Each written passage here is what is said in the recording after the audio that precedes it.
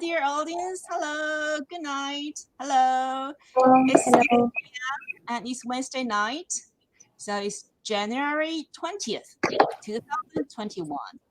Tonight, we have a Study in Taiwan session, and we invited National Zhanghua University of Education to join us. And then tonight will be the final session before we take a break for the Chinese Lunar Year holidays. So we have Solongo. Solongo is a PhD student in electronic engineering, and she's been in Taiwan for 3 years. And Solongo will introduce about National Zhanghua University of Education, because this university is specialized in teacher training programs. If you are interested in being a teacher, if you want to teach at schools, you can stay tuned and then see what information we're going to introduce to you tonight. So, Solongo, are you ready? Would you like to start your presentation? Yes, I'm ready. Please, Okay. go ahead. За, сайн байцгаана уу? Бүгдээрээ сайн байцгаана уу? За, сумаа сайн уу? Өнөр жаргал мичил дээр сайн уу? За, бид юу ч гэсэн хоёр холбогчтой байна. Гэхдээ энэ бичлэгийг бол хадгалах байгаа. Тэгэхээр маш олон хүмүүст бол хүрнэ. За, тэгээд юу ч гэсэн энэ Тайвань боловсролын төвөө эхлээд би танилцуулах хэрэгтэй болов уу гэж бодлоо. За, Тайвань Монгол хоёрын боловсролын хамтын ажиллагааг дэмжиж буй энэ байгууллага маань за 6 сарын туршид 27 сургуулийг яг энэ байдлаар танилцуулсан байгаа юм байна. За тэгээд өшөө дахиад 130 сургууль танилцуулагдана гэсэн үг. Учир нь нийт манай Тайванд 157 сургууль байдаг. За тэгээд энэ удаагийн 1-р сешн буюу 1-р хэсэгт маань нэгдүгээр хэсэг маань үүгээр манай сургуулийн танилцуулгаар бол дуусж байгаа. За тэгээд 1 сарын туршид амраад 2 сарын 24-өөс эхлээд за танилцуулга үргэлжлүүлээд тийм 130 сургуулийг бол танилцуулах боломжтой гэсэн үг. За тэгээд энэ болгоныг үзээд та өөрийн яг хүссэн сургуулаа за өөртөө тохирох сургуулаа тийм ээ сонгоорой гэж бас зөвлөмөр байна. За тэгээд за өөрийгөө ч гэсэн танилцуулъя. Намайг бас сайн туршлагаасаа яриарай гэж хүссэн учраас тийм ээ. За би яг яаж яваад Тайваныг сонгоод суралцахаар болсон бэ? За тэгээд энэ 3 жилийн туршид тийм ээ 3 жилийн туршид за Тайванд суралцахад ямар асуудал тулгарсан магадгүй. За та нарт хэрэгтэй байж магадгүй. Тэгэхээр комент хэсэгт бол мэдээлэл үлдээгээрэй. Би комент хэсэгт асуултаа үлдээгээрэй тийм ээ. За эндээс аль болох хариулаад явна гэсэн үг. За тэгээд 2 жилийн туршид мастрын сургалтад дүргсэн байгаа. Тэгээд энэ 8 сард бол төгссөн. За тэгээд юуны мастраар суралцж байгаа хэвцэд гол анхаарах зүйлүүд тийм ээ магадгүй мастраар суралцахыг Тайванд суралцахыг хүсэж байгаа хүмүүст бол хэлэх зүйл бол юу англи хэлээ маш сайн сураарай. За тэгээд манай монгол хүүхдүүд бол анхлан хятад хэлийг суралцж байгаа ч юм уу те ерөнхийдөө 10 жилийн сургуультай англи хэлээ илүүтэй үзсэн учраас англи хэл илүү суурьтай байдаг. За тэгэхээр тэр бүр мэдлэгээ сайжруулад IBT, TOEFL за тэгээд IELTS-ийн оноо авсан байхад бол за мастраар сурахад диплома бичгээд тань маш их нэмэртэй байх болно. За тэгээд үнэхээр хятад сургуульд 10 жилдээ сураад төгсөөд тийм ээ. За тэгээд HSK маш өндөр оноотой бишэл бол бас хятадаар диплом бичих гэдэг бол бас хүндрэлтэй байх баха гэж бодож байна. За тэгээд мастер бол 2 жил сураад яг энэ Жанхуа хоттой сурсан. За удахгүй Жанхуа хотын маань байрлал газрын зураг дээр бас тайлбарлагдсан. Тэр үед нь хараарай. За Жанхуа хот маань бол 2 сургуультай. Нэг нь за миний мастраа сурсан сургууль болох Chenko Technology University буюу за энэ бол хувийн сургууль байгаа. За тэгээд энэ дээр 2 жил сураад төгссөн. За тэнд суралцж байгаа хавцад бол 100 инженерийн хөтөлбөр гэж зарлагдаад 2 жилийн өмнө за тэр хөтөлбөрийн дагуу ирсэн байгаа. Бүх материал тэр зуучлалын төвөөр дамжуулж ирсэн гэсэн үг. За тэгээд өөр одоо нөгөө материал бэлдэх ямар нэгэн тийм бичиг саасны асуудлуудыг бол яг тэр зуулчлалын төгөөс маань тусалж одоо гарцыг 50 дээрх гарцыг бол нээж өгсөн байгаа. За тэгээд сургуулаа сурч байгаа хавцад бол монгол хүүхдүүдтэйгээ танилцсан. Монгол хүүхдүүд маань энд яаж амьдэрдгийг тийм ээ бас өөрсдийн гэсэн одоо background буюу хүмүүжлэлээс айгүй шалтгаалдаг. За тэгээд ерөнхийдөө дүгнээд хэлэхэд бол энд монгол хүүхдүүд амьдрах бүрэн боломжтой. За тэгээд тэдэнд тохирсон одоо юу гэдэг чинь тийм ээ цаг өөр нь илүү одоо тохиромжтой. За тэгээд идэж уух хүнсний асуудал бол маш дэлбэг. За тэгээ ажиллах орчин нөхцөл бол бас маш сайн хангагдсан байдаг. За тэгээ оюутнууд бол 7 хоногт 20 цаг ажиллах боломжтой. За тэгээд нэг цагийн 157 NTD. За нэг NTD-г 100 төгрөг гэж бодох юм бол 157 NTD гэдэг бол одоо 15,700 байх нь. За тэгээд 8 цаг ажиллаад за нэг 100 гаруй мянга нэг өдрийн олдог гэсэн үг. За тэгээд 7 хоногтоо нэг 2 өдөр ажиллахад сардаа 8 өдөр ажиллана гэсэн үг. За 8 өдөр ажиллахад бол 800 мянган төгрөг багтаа. За тэгээ энэ нь хүрэлцээтэй юу гэвэл за ер нь бол юунаасаа шалтгаална л да. Хэрэглээ одоо хэрэглээ ихтэйгээс шалтгаална. За тэгээд мэдээж бас яг зөвхөн ажиллаад тэгээд төлбөрөө төлөөд одоо юу гэдэг чинь тэтгэлэг авахгүйгээр ажиллахад бол энэ мөнгө сарын 800 мянган төгрөг гэдэг бол маш ерөөсөө хүрэлцэхгүй. За 800 мянган төгрөгөндөө зүгээр өөрийнхөө идэх, уух, за тэгээд байр ахуйн зарлуудаа л хангана гэсэн үг. Тэгэхээр гол сануулгах гээд байгаа зүйл маань юу вэ гэхээр тэтгэлгийн хөтөлбөрт тэтгэлгээ алдахгүй байх хэрэгтэй. За тэгээд тэтгэлгээ алдахгүй байхын тулд маш сайн сурах хэрэгтэй. Маш сайн сурахын тулд мэдээж багшийнхаа юу ярьж байгааг ойлгодог, ангийнхантайгаа харилцдаг, мэдээлэлээс хоцрохгүй байхын тулд хамгийн түрүүнд хэл хэрэгтэй. За тэгээд суугаад сурсан, хэлээ мэддэг байхад бол тэтгэлгээ аваад явчих бүрэн боломжтой. За тэгээд 7 хоногт 2 өдөр ажиллана гэдэг бол бас ер нь боломжийн шээ тийм ээ. За тэгээд тэтгэлгээ хадгалаад явхад бол ямар ч асуудалгүй бүрэн одоо сурах нөхцөл боломж хангагдсан байдгаа гэж хэлж болно. Харин тэтгэлгээ алдсан хүүхдүүдийн хувьд бол буцхаас өөр аргагүй сонголтгүй болдог. Энд хууль бол маш хатуу. За тэгээ хэдийгээр чөлөө авчий, тэгээ чөлөө авж байгаад ажиллая гэдэг зүйл одоо санааны толгойд нь бууж байвал нөө тийм байхгүй. Уучлаарай. Яг одоо 10 хоногийн дотор шууд гарах тийм сонголтыг өгдөг. За тэхээс зур аргагүй болдог. За тэгээ хараар ажиллах юм бол яг хүүхдүүд ажилласан байдаг сонсож ирсэн. Гэхдээ одоо өндөр торгуультай байдаг шүү. Тийм учраас хэл хамгийн чухал. За тэгэхээр 2 жил сураад мастраа дүүргэсэн хүний хувьд гол анхаарах зүйл юу вэ гэхээр тэтгэлгээ хадгалахын тулд танд хэлний мэдлэг чинь хэрэгтэй. Сургуулийн амжилттай төгсөхийн тулд хэлний мэдлэг чинь хэрэгтэй. За энэ болгоныг аюу сайн хангаж чадах юм бол тийм ээ Тайвань гэдэг орн бол маш үзэсгэлэнтэй, за маш амгалан тайван, яг нэршээ юм тайван орн учраас ажиллаад, амьдраад, сураад, за тийм ээ 3 жилийг маш гоё энэ happy одоо өнгөрүүлэх боломжтой маш их гоё арлын орн юм аа. За тэгэхээр National Changhua University of Education гэдэг миний докторийн сургуулаа энэ жилээс энэ 9 сараас эхлүүлсэн энэ сургууль маань одоо багшийн сургалтаараа алдартай гэж байгаа боловч бас өөр маш олон төрлийн програмууд байдаг. Тэгэхээр энэ талаараа танилцуулж эхэлье. За одоохондоо надад ямар нэгэн асуулт ирээгүй байгаа учраас үтсэн мэдээлэл өгөөд явж байна.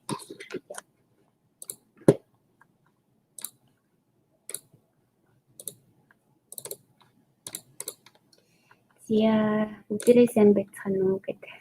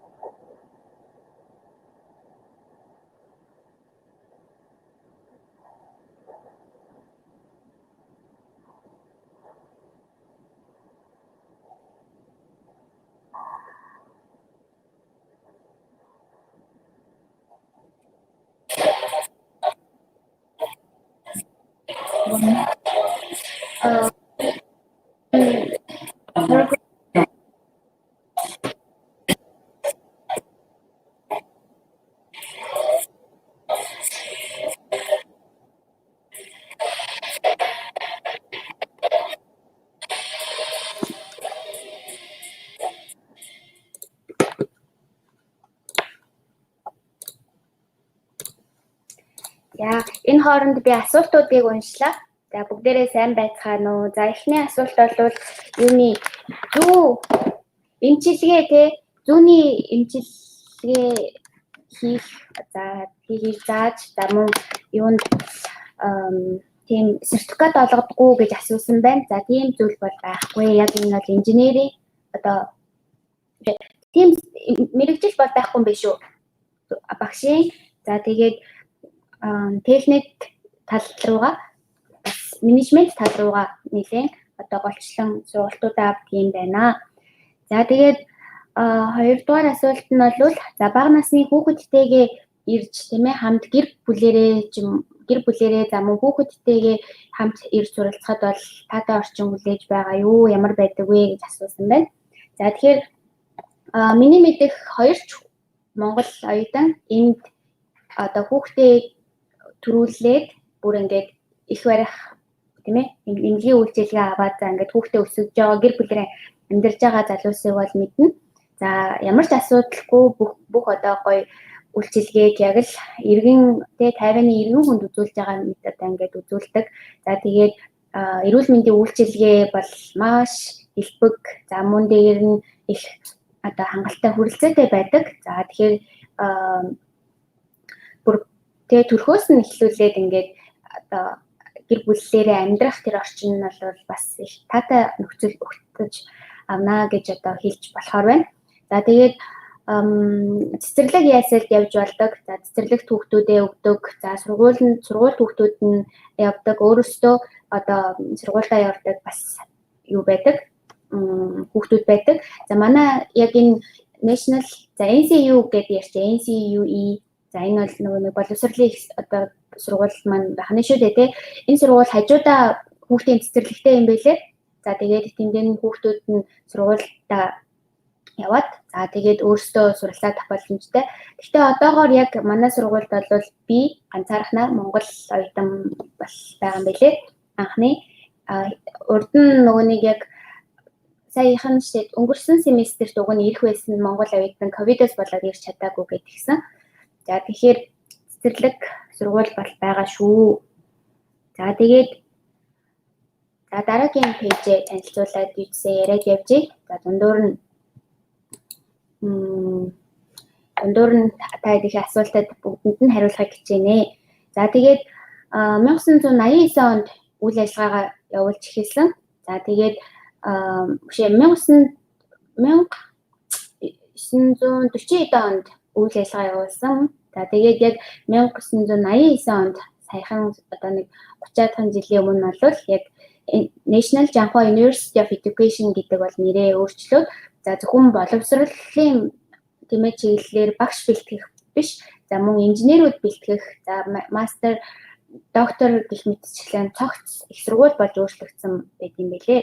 За тэгээд 157 их сургууль байдаг гэд нэрлсэн шүү дээ тийм ээ. За манай Тайвань энэ боловсролын төв бол одоохондоо 27 сургуулийг танилцуулсан байгаа юм байлээ. Үлдсэн дараагийн одоо сешнд бол танилцуулагдана гэсэн үг. За тэгээд яг сургуулийн маань зураг бас танилцуулагдаж байна. За их үзэсгэлэнтэй одоо энэ кампус орчин бол маш үзэсгэлэнтэй. За гэхдээ Жанхуа өөрөө одоо Жанхуа хот маань тиймч өндөр хөгжилтэй бусад одоо Тайпей, Гаошун, альсвал Тайжон гэдэг хотуудаа том хотуудаа бодвол тийм хөгжил гүйцэхэргүй. Гэхдээ маш амгалан тайван актер тийм чимээ шүүгэн бол байхгүй. За яг сурах орчноо бүрдүүлээд тийм ээ амар одоо тайван нөхцөл орчинд сурья гэж зорж байгаа хүмүүстүүдэд бол ямар ч асуудалгүй одоо энэ манай Жанхуа хотод бол бүх юм нь одоо хүрэлцээтэй их ойрхон байдаг. За тэгээд юмдаа ойрхон яг төвдөө байдаг учраас юмдаа ойрхон Тайпей одоо Тайпей хот руу явчаад ирээ гэх юм бол галт тэргийн цугаал 2-3 цагийн дотор очичин. За Гаошун руугаа бас 2-3 цагийн дотор очичин. Бүр Тайванаа бүтэн тойроход бол нэг машинаар 8 цаг тойрдог гэж сонсч ийсэн. Хараахан бол явж үзээгүй байгаа. Гэтэ бол явж үзгийг аягүй хүсэж байгаа төлөвлөсөн байгаа. За тэгэхээр төвдөө байхын ойрхон тал нь за мөн жоохон одоо тийм өндөр хөгжилтэй тий олон хүн амтай хотуудаа бодвол амьдралын өртөг бас их багатай байдаг. За тийм учраас одоо энэ сургуулийн давуу тал бол маш одоо чимээ чүгэнгүй амар амгалан за амьдралын өртөг багатай тийм орчин нөхцөл хүлээж авна гэсэн. За хоёр хотгонтой гээд түрүүн видео үзэж байхад бол харсан бах тийм ээ. За тэгээд тоног төхөөрөмж одоо сурах нөхцөл болцлыг бол бүрэн хангасан. За тэгээд хэрвээ одоо ковидос болоод ч юм уу аль эсвэл одоо альва нэг нөхцөл байдалд Монголоос хичээлээ авах боломж байгаа юу гэвэл яг тэр бааз нөхцөл байдал нь бол бүрэлдсэн. За онлайн захин орчинд сурах вебсайтаар хичээлээ хүлээж аваад дүнгээ гаргуулах юм бүрэн боломжтой байгаа. За дараагийн пэйж арай заавал энэ спорт талбайг энэ харуулж байна. За спорт талбай нь маш том яг мэрэгжлийн түвшинд өндөр их одоо стандартын дагуу баригдсан гоё том хот юм бэлээ. За томоо ийм сагсан бөмбөгийн болоод волейболын талбайтай. За тийм бие тамирын одоо дасгал сургуулилт хийх бол маш тохиромжтой. За тэгээд чанарын жагсаалт буюу ранкаараа за дэлхийд 1000-аас дээш ордог гэж одоо Times Higher Education гэдэг энэ сайтын мэдээллээр бол бичигдсэн байлээ. За тэгээд энэ нь манай Монголын хамгийн одоо өндөр чанартай сургууль болох Монгол Улсын их сургуулиас дээгүүр байт юм бэлээ. Монгол Улсын их сургууль маань бол 5000-аас дээшээд ордог. За гэхдээ энэ нь одоо сургуулийн чанарын жагсаалтыг яаж гаргадаг вэ гэдгээс асуулт үүсэж байгаа шүү. Тэрнээс биш манай Монгол Улсын их сургууль муу гэсэн үг бол биш. Би өөрөө Монгол Улсын их сургуулийг за мэдээллийн технологийн сургуулийг бол компьютерийн инженер мэргэжлээр бакалавраад үргэлж исэн 4 жилийн хугацаанд. За тэгээд Монгол багш нар бол маш их чин сэтгэлтэй. За тэгээд монгол хэлээрээ бакалаврын мэргэжлээ авна гэдэг бол их том давуу тал байдаг. Одоо яг энэ мэргэжлийн хичээлүүдийг гүнзгийрүүлж судлах нь одоо ингээд хятад хэлээрч бай, англи хэлээрч бай, за нэлээ их дарамт болж ирдэг. Яг одоо нөгөө нэг төрлөх хэл дээрээ аваагүй байгаа боловсролыг тийм ээ. За тийм учраас хэлээл маш сайн сайнтай хүн л яг бакалавр за магистр чиглэлээрээ мэргэшүүлж сурвал их тохиромжтой. За тэгээгүй байгаа тохиолдолд бол Монголдо эхлээд бакалаврын тийм ээ 4 жилийн сургалтад үргээд за нийгэмтэй танилцсан шүү дээ тийм ээ. Зөвхөн одоо 10 жилийн сургуулиас бол тис ондоо орчин хүлээж авдаг. Тийм учраас бол Монгол Улсын их сургуульч бай. За Монгол одоо юуны маш олон сургуулиуд байдаг шүү дээ тийм ээ Монгол улсад маань. Тэгэхээр тэндээ сургалтын чанарын хувьд бол тийм их ялгаа бол байхгүй. Яг л адилхан. Харин Монгол сургууль бакалаврын сургуулаа төгсөх нь бол одоо Монголдо бакалаврын сургууль төгсөх нь бол хүүхдүүдэд их ашигтай байдаг гэж одоо өөрийн туршлагаас бол харж байгаа. Яагаад вэ гэхээр дөнгөж 2000-аад оны ч юм уу тий аль эсвэл одоо яг бакалаврын сургуульд сурах болсон насанд хүрсэн хүүхдүүд бол яг энд ирээд за нэлийн шантрах буцах асуудлууд бас гардгийг бол харсан учраас та эцэг эхчүүдтэй зөвлөхөд бол хүүхдээ хамгийн эхлээд за чи эхлээд хилээ сурчих тий оноогоо HSK 5 6 одоо юу гэдгийг тултал нь авчих. За тэгээд дараа нь яг сурч чадж гэнэ үгүй юу гэдгийг чи харилцаад бид одоо санхүүгийн дэмжлэгээр үзүүлээд одоо юу гэдэг нь тайван бай аль эсвэл хүссэн орон руу чинь ингээ гадаадад магистр бай аль эсвэл докторч бай тийм ээ. За тэгээд бакалаврч хийсэн болно л доо. Бакалавр гэдэг энэ сургалтаар бол сурахад дэмжнэ гэдэг байдлаар ийм шаардлага бас тавихгүй болвол хүүхдүүдийн сурах хүсэл эрмэлзлийн унтраах үедээ маш их ачаа бас ирэх үедээ гэж бол санаа зовж байна. За тэгэхээр чанарын жагсаалтын хувьд бол ярихад за тиймч бас муугүй. Тэгээд манай энэ дэлхий дээр чанарын жагсаалтыг гаргахдаа гол одоо анхаарах зүйл нь бол хэр их гадаад оюутантай байна. За тэгээд төгсөлтийн мэдээж чанарыг харна. За тэгээд судалгаа пейпер хэвлүүлэх буюу одоо нийтлэл тийм ээ бичих дээр эрдэмтэд судалгаа хийсэн оюутнууд нь судалгаа хийсэн тэр нийтлэлийн тоог бас харьцуулдаг. За тийм учраас бас энэ одоо 1000-аас дээш гэдэг том нь бол яг тийм одоо юу гэх чинь муу гэсэн үг бол ерөөсөө биш шүү. За гол миний хувьд бол одоо аюу анхаарах ёстой зүйл бол юу вэ гэхээр өөрийгөө илэрхийлэх чадвар хүүхдүүдэд маш чухал байдаг юм болов багштай өөрийгөө илэрхийлэх, багштайсаа тусламж авах тий. За тэгээ хүүхдүүд ангийнхантайгаа ярилцах гэх мэтчлэнгээр тэр өөрийгөө илэрхийлэх чадварууд бас их чухал байдаг. Тэрнээс биш сургуулийн тэр ранг байна уу тий аль зүйл нэг ахтэр гоё хотод тэр сургууль оршиж гинүү гэдэг бол нэг тийм чухал биш шүү. За тэгээд манай Жанхуа хот маань за яг энэ гол төвдөө байрладаг. За тэгээд Тайжун гэдэг энэ хот маань бол за яг төвдөө байрладаг нэлээд томоохон одоо хөгжилтэй хотуудын маань хоттой ордог. За тэгээд Тайжун хоттой их ойрхон гэдэг байдлаар энэ хоёр энэ point-ийг тавьсан байгаа шүү. Тэрнээс биш яг хоёр кампус маань бол Жанхуа хот дотроо оршдог. За тэгээд Тайжун хот ороход бол нэг 20 минут шаарддаг. Вагоноор бол 20 минут. Мопед тэг ингээд мотоцикл бол нэг 40 минут бол зарцуулаад орчдөг. За NCU-г яагаад сонгох бол вэ гэж тийм ээ. За тэгэхээр яг багшийн сургуулийн хөтөлбөрөөрөө за Тайванд бол 3 сургууль байдаг. За тэгээд энэ 3-ын одоо 2-дугаарт ранкаараа ордын байлээ. За тэгээд мэрэгжлийн түвшинд багш бэлтгэх үнд хөтөлбөрүүдтэй. За энэ нь мэдээж тэтгэлэг одоо олгоно гэсэн. За тэгээд салбар ухаан хоорондын мэрэгжлийн хөтөлбөр нь 16 байдаг. За салбар хоорондын гэдэг маань юу хос мэрэгжилтэд төгссөн тий одоо хоёр салбарыг нэгтгэсэн мэдлэгийг авна гэсэн. За тэгээд манай одоо энэ департамент хоорондоо одоо жишээлбэл би электроникийн департаментийн докторийн оюутан боловч за бас багшийн тренинг хөтөлбөрт нь хамрагдаад за мөн багшийн багшлах сертификат авах юм боломжтой байдаг.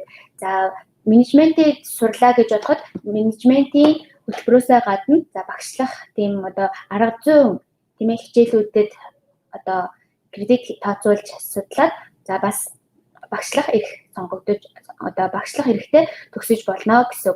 За тэгээд дэлхийн одоо маш олон сургуулиудтай бас хамтын ажиллагаа тогтоосон байдаг бөгөөд 285 оюутан гадаад оюутнууд байт юм байна. За тэгээд одоо биднэрт гадаад оюутнуудад зориулсан хөтөлбөрүүд бол сар болгон 7 хоног одоо айгүй хасаа өдрүүд нь гоё зугаалуулах, үнд төлбөргүй байгалийн гоё үзэсгэлэнт газрууд руу авч явах гэх мэтчлэн хөтөлбөрүүд нь үнд төлбөргүй байдаг. За энэ бол маш их таалагдсан.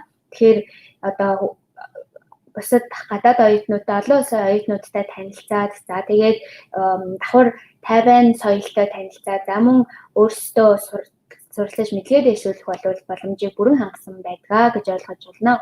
За тэгээд улсын сургууль болоод хувийн сургууль гэж хоёр янз байдаг.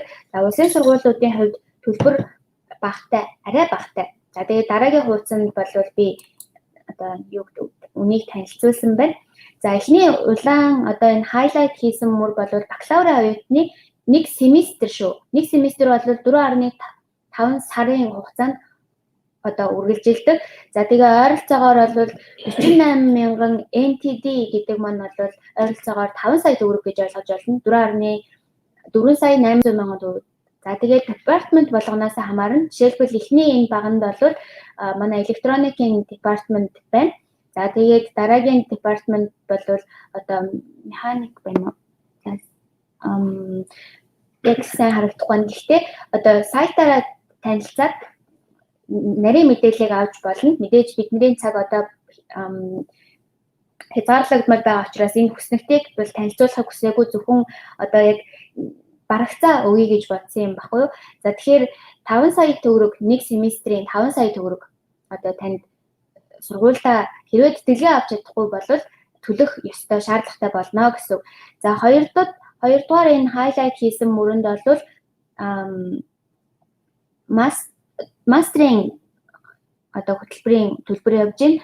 За энэ бол 5 сая 500. За 5,600,000 төгрөгийн одоо төлбөртэй гэсэн үг.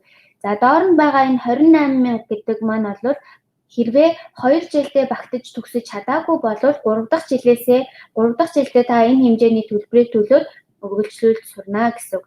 За доктор 3 дахь мөрөнд явж ин миний одоо курсоор хулганы үзүүр заасан хэсэг бол муу адилхан докторийн 1 семестрийн одоо төлбөр. За тэгээд хэрвээ 4 жилийн хөтөлбөртэй хэрвээ 4 дахь жилээ төгсөж чадаагүй 5 6 гэж явж байгаа бол энэ хэмжээний төлбөрийг нь та төлөх шаардлагатай гэсэн үг болж байна.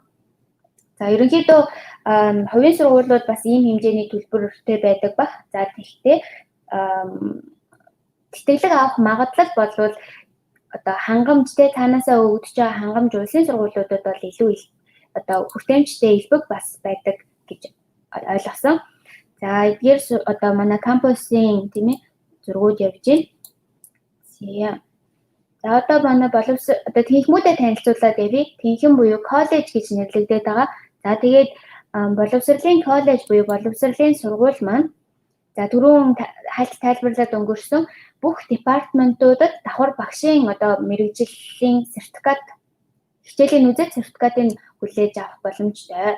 За үүнээс гадна өдөртөмж ба зөвлөгөө буюу одоо юуны нийгмийн ажилтан гэж байдаг шүү дээ тий. За яг тэрнтэй адилхан тухайн боловсролын салбарын одоо өдөртөмжийг өгдөг, арга зүйг боловсруулдаг, зөвлөгөө өгдөг ийм мэрэгчлэр одоо бэлтгэдэг байх нь. За хоёрдугаарт тусгай боловсрол. За одоо тусгай хэрэгцээт хүмүүс гэж байдаг шүү дээ тийм ээ. За тэдгээр хүүхдүүдэд болоод одоо иргэдэд за хичээл хэрхэн заах вэ гэдэг талаар за хөгжлийн бэрхшээлтэй хүмүүст бол тий зориулсан мэрэгжлийн багш бэлтгэх ийм хөтөлбөр бас байдаг. За энэ хоёр хөтөлбөрөөрөө Тайванд буюу бас дэлхийд их алдартай байдгийн билээ. За багшийн сургуулийн одоо бэлтгэх мэрэгжлэрээ болвол дэлхийд бас их өндөрт ордог ийм чанартай сургууль байдаг. За дараагийн манай одоо танилцуулах департамент бол шинжлэх ухааны сургууль. За шинжлэх ухааны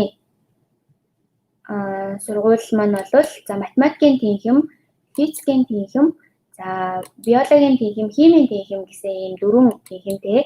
За тэгээд энэ тэнхмүүдийн одоо дагуу за мэрэгчлэн инженерүүд бэлтгэж гаргадаг. За тэгээд технологийн сургуулийн хувьд үйлдвэрлэлийн боловсрол ба технологи за мөн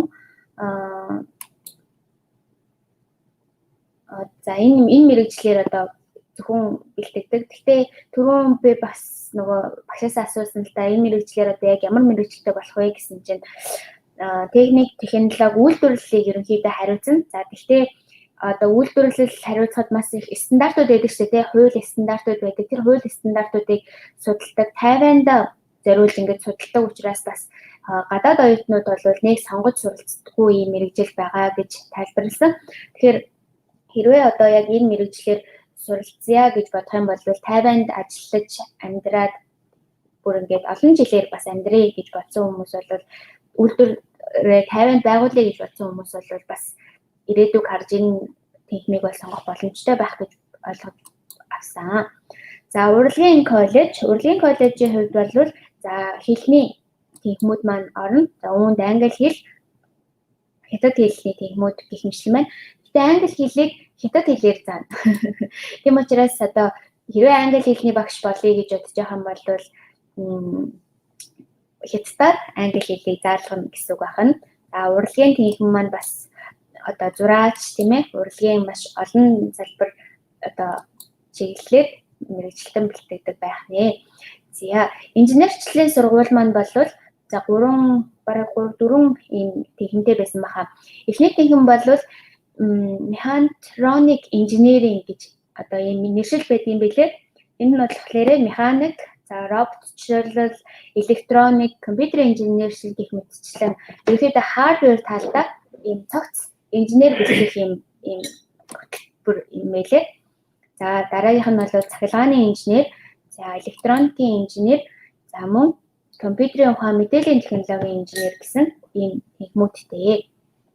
За тэгээд програмчлал бичих тийм ээ. Одоо програмчлалын хэл бол ихэвчлэн англи хэл дээр одоо юу гэдэг Python хэл эсвэл одоо Java гэх мэтчлэн хэллүүдийг одоо бас л хятадаар суралцсан гэсэн үг л дээ.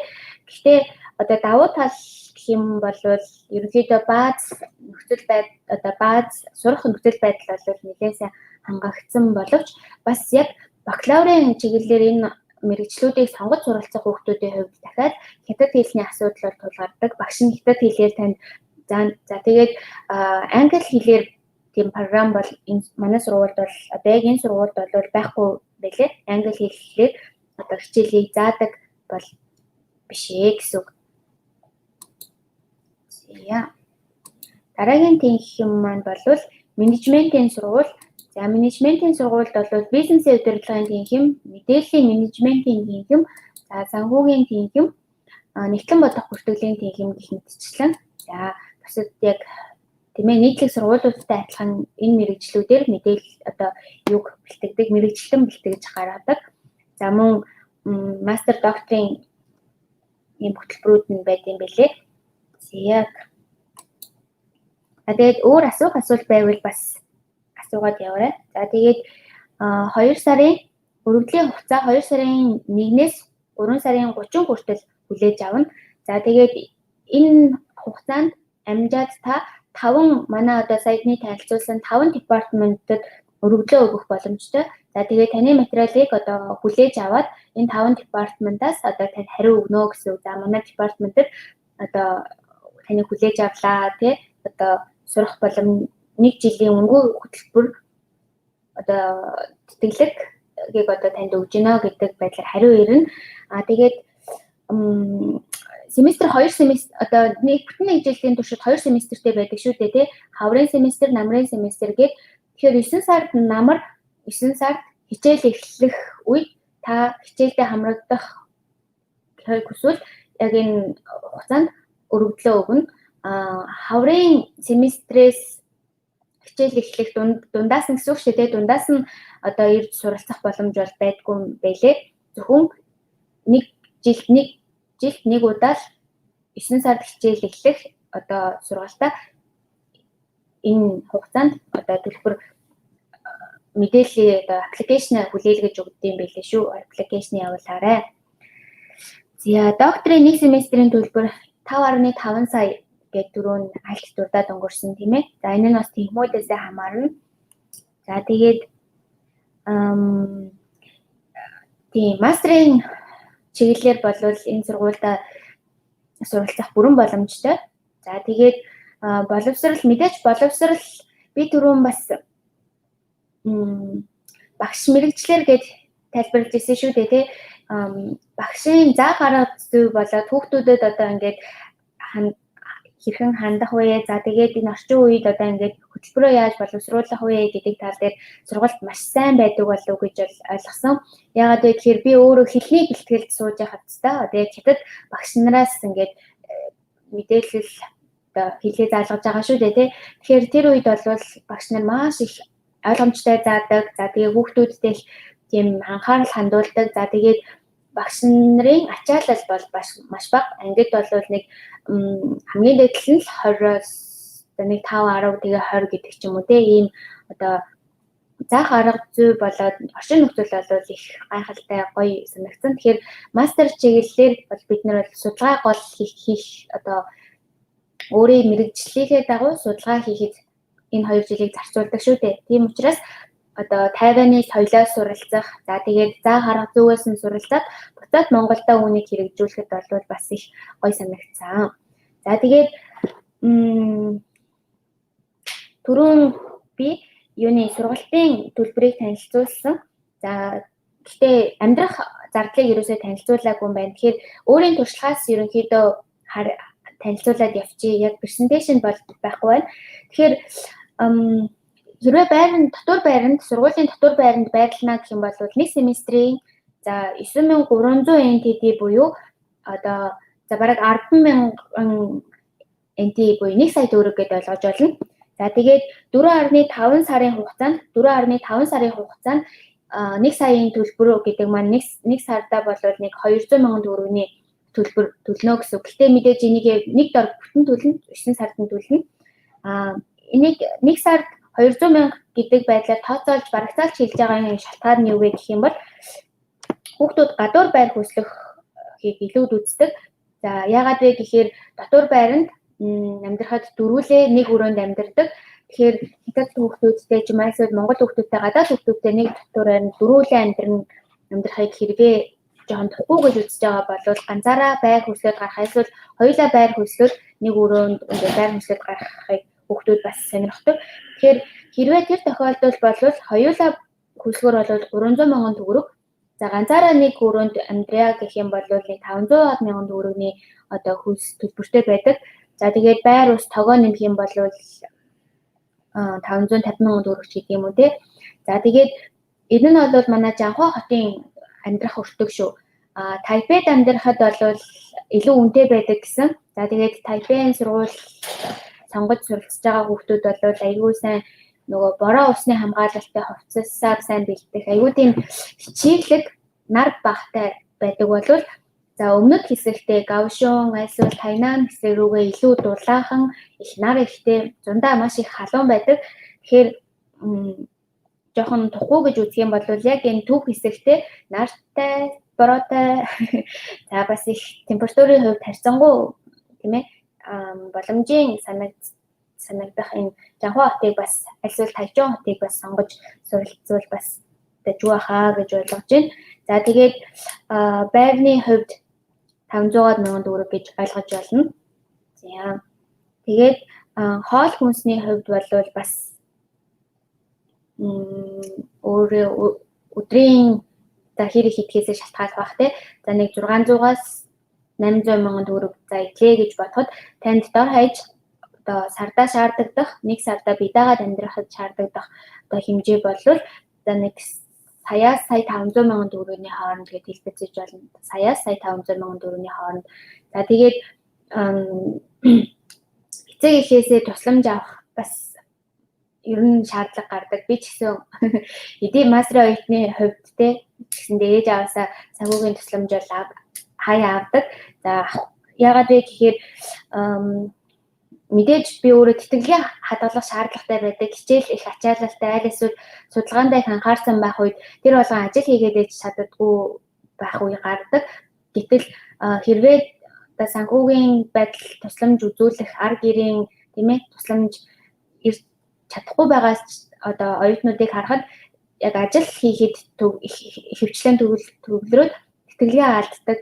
За тэгээд ажил хийснээсээ болоод ядраад юун сурах болдог. Тийм учраас ерөнхийдөө эцэг эхчүүдэд анхаарахад тийм ээ. За хүүхдүүд нуцтай ээж аав надад одоо ингээд нэг сая төгрөгийн хэрэг гарлаа, 2 сая төгрөгийн хэрэг гарлаа гэхэд бол бас тэрийг өгөх тийм боломжтой байвал хүүхдүүдтэй бас их тус болдог шүү гэж бас хэлмээр байна.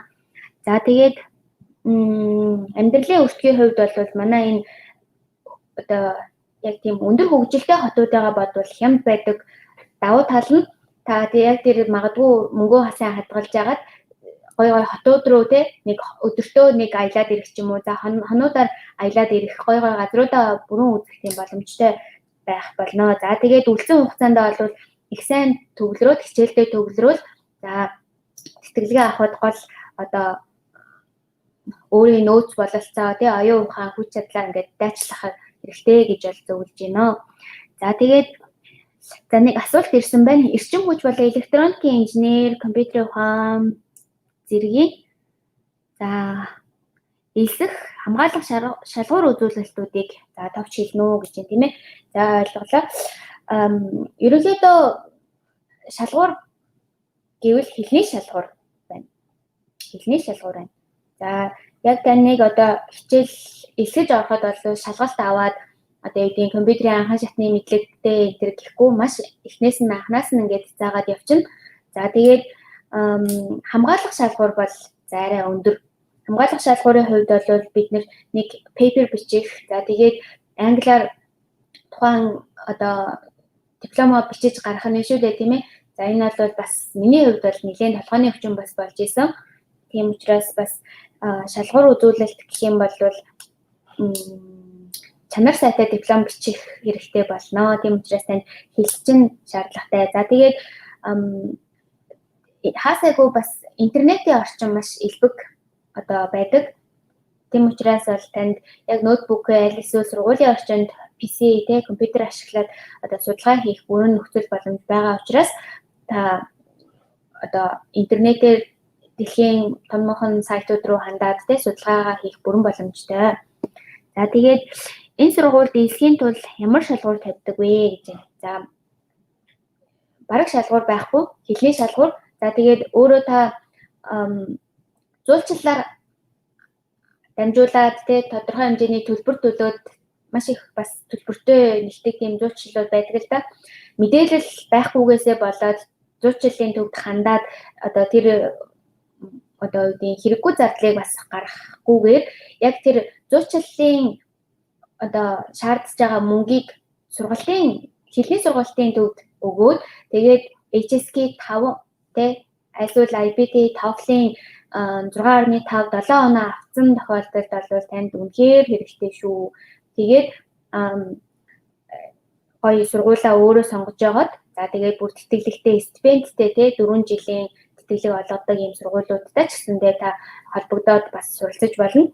За яг манай энэ сургуулийн хувьд онцлог одоо юу гэдэг нь нэг давуу тал нь гэж ярих юм бол цаг үеийн маш гоё орчин нөхцөлтэй. За тэгээд амьдрах өртөг багтай.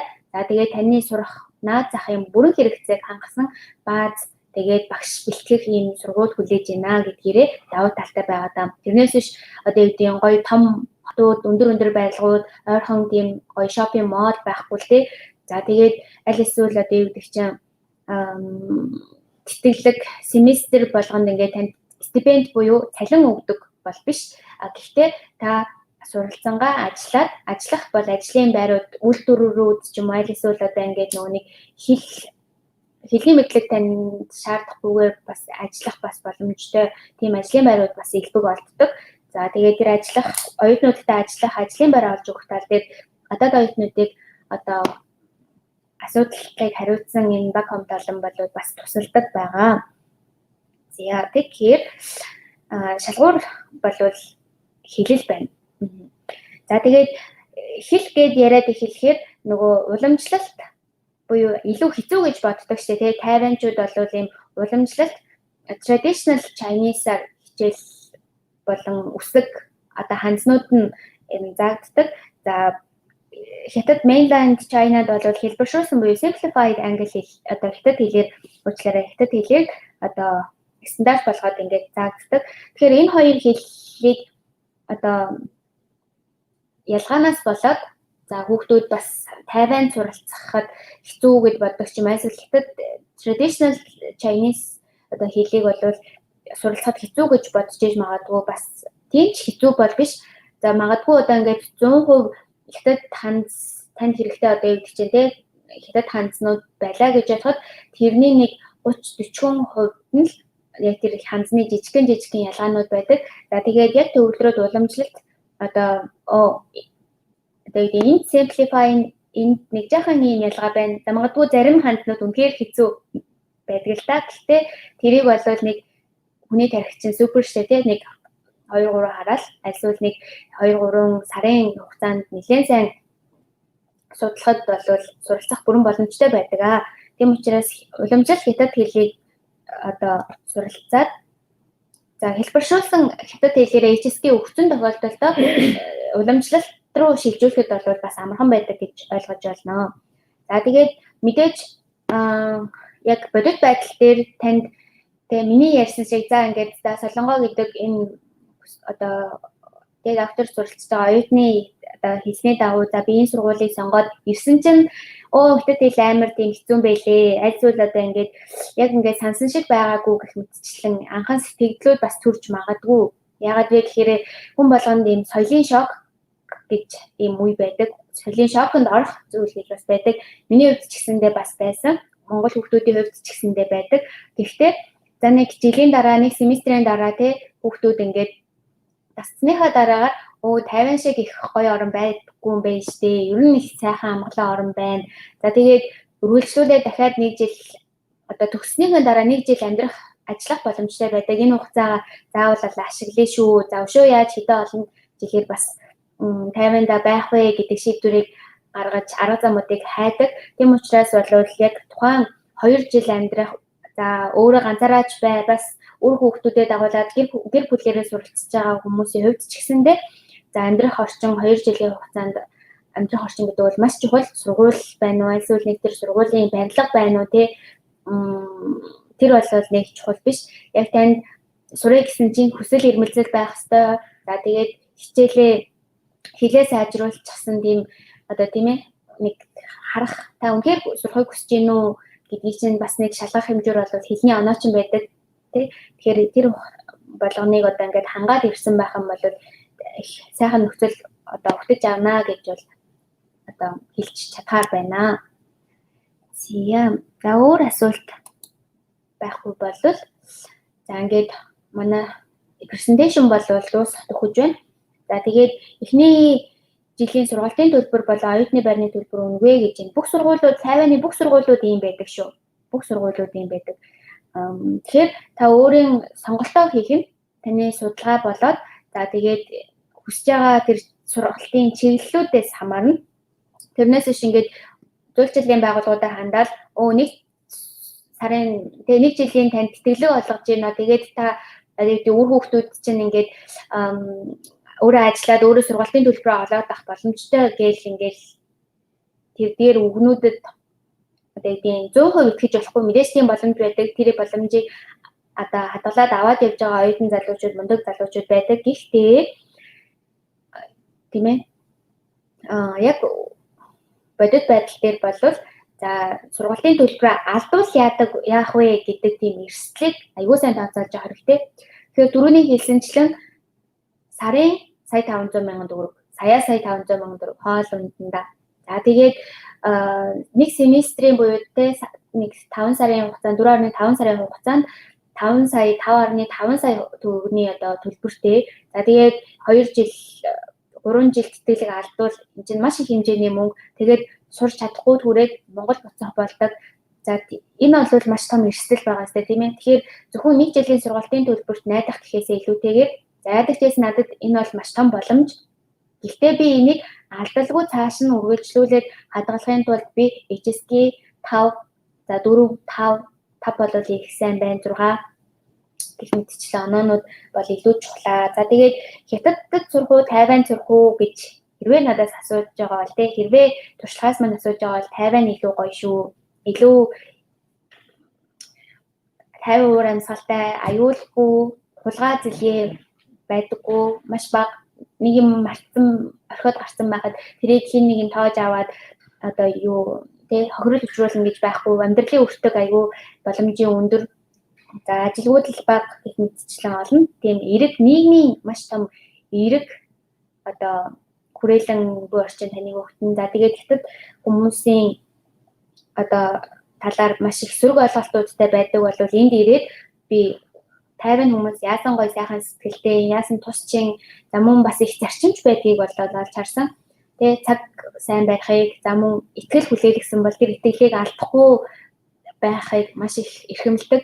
За тэгээд бусдын тав дух, бусдын сэтгэл санааг нэн тэргуунд тавьдаг, маш юм тийм илгэсдэг, найрсаг ард түмэн. Гэхдээ их хариуцлагатай, зарчимч ард түмэн. Хэрвээ нэг итгэлийн алдсан бол бас их одоо боломж олгоод ивидэ гэж ингэж хүнд хандахгүй. Тийм учраас мэдээж одоо тэ соёлын ялгаа гэж байгаа. Тэр болгоныг ингээд даваад гарах тийм хүсэл эрмэлзэл байна уу? Сурах тийм одоо нөөц бололцоо байна уу гэдгээ та бас өөрөө одоо өөрийгөө сонсоорой. Өөрийнхөө нөөц бололцоог аягүй сайн тийм ээ хэмжиж ийм тохирох яг тэр сургуулаа тэр орноос бас сонгоорой гэж хэлмээр байна. За тэгээд хэрвээ асуулт байх юм бол яг энэ видео хадгалагдана. Тэрний доор одоо ингээд комментууд бас бэлдээрэй. Магадгүй бас чөлөөт цагаараа харж агаад хариулахыг хичээе. За тэгээд баярлалаа. Энэ үдэш хамт байсан. За тийм ээ. Онлайн найзуудтай маш их баярлалаа. За bye bye. Good night. Баярлалаа.